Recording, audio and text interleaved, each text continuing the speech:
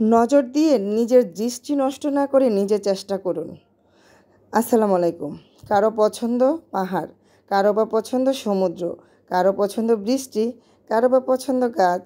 আমিও ব্যতিক্রম নই। আমার গাছ লাগাতে ভীষণ পছন্দ করে। এই যে আমার মাশাআল্লাহ ব্যালকনিতে আমার ড্রাগন গাছে ফুল আসছে। এটা দেখে তো আমি একদমই আনন্দে আত্মহারা হয়ে গেছি। তখন ঘড়িতে দেখি 11টা 21 বাজে।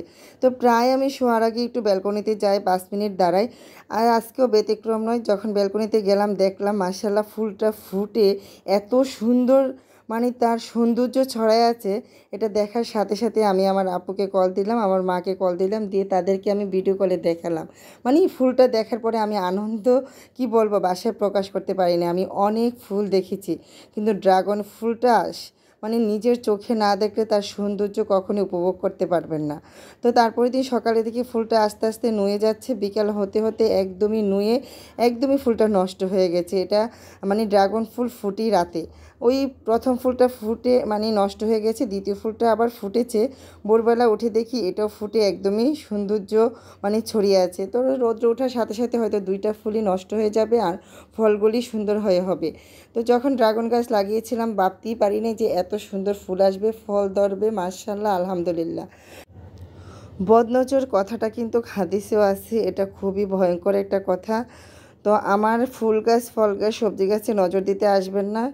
কারণ যতই নজর দেন এগুলি হাতের নাগালে, কখনই এগুলি ছোঁয়া ধরা ছোঁয়ার বাহিরে, কখনই এগুলি ধরতেও পারবে না, ছুঁতে পারবে না, আর খাওয়া তো দূরের কথাই। তো যাই হোক, আবার দেখেন লোক পাঠিয়েন না যে আমি অপেক্ষায় আছি, 2টা ড্রাগন ধরেছে, একটা আমি কেটে খুব মজা করে খাবো। ভাই আপনার ফ্রিজে শুটকি থাকুক আর মাছ থাকুক, সেটা দিয়ে আমার মানে ব্যালকনির সবজি কখনই খাওয়া হবে না। সে আশা প্রত্যাশা বাদ দিয়ে নিজে চেষ্টা করে কিছু গাছ লাগানো।